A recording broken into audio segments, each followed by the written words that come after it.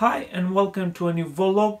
This will only be an update to tell you guys what I've been up to in the past few weeks, because I didn't have enough time to prepare a full Voltlog video. So just after Christmas I took a week of vacation and traveled to a nice and quiet area with some family and friends to spend the New Year's Eve. Prior to that I had prepared two Voltlogs. It was Voltlog 143. It was the one about the GSM bug inside the USB cable, and I have also prepared Voltlog 142, which was submitted to EV blog. Dave is running a program where he publishes other smaller YouTubers' videos in this period as he is away in vacation. So that video got accepted and it will be featured on the EV blog channel. But that obviously coupled with a lot of work that I had to do when getting back from my vacation left me with no video for this week, or no time to prepare one.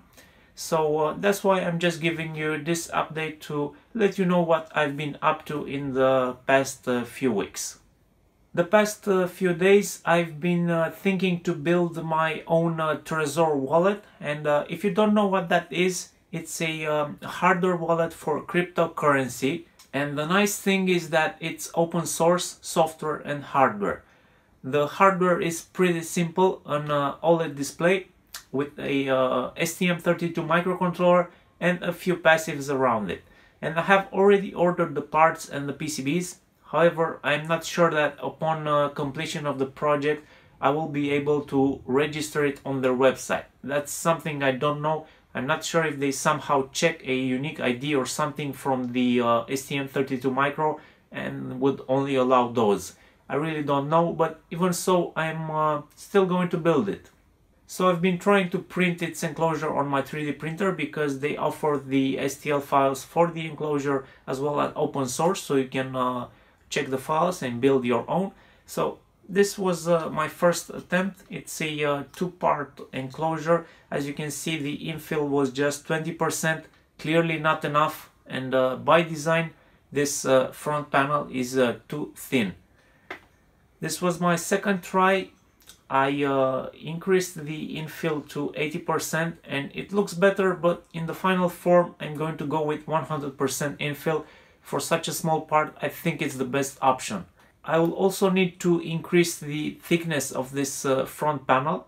I've just started with Fusion 360, so I need to figure out how to do that, and then I think I can have a pretty good enclosure.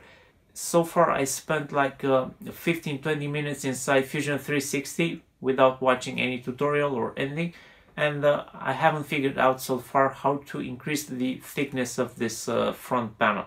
So it might be a steep learning curve.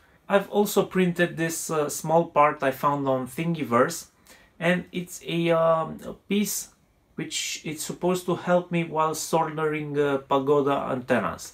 And if you don't know what a Pagoda antenna is, it looks like this, and it's used in the FPV world for sending video signals over the 5.8 GHz frequency. So the distance between these PCB plates needs to be very precise in order for the antenna to be tuned exactly on 5.8 GHz. So by using this piece, the individual PCBs slide into those grooves, and it helps you get the correct alignment for the different antenna elements. It's a pretty useful jig for assembling these antennas. So I'm learning as I go with my 3D printer, and by that I mean I'm finding projects that I need to build, I'm trying to build them, and where I'm having issues I'm trying to improve on those, and I'm learning how this 3D printer works and how I can improve my prints with this particular 3D printer that I have. So that's what I've been up to lately. I'm pretty sure I will be preparing a full Voltlog video for next week. Thank you for watching me so far, and I'll see you next time.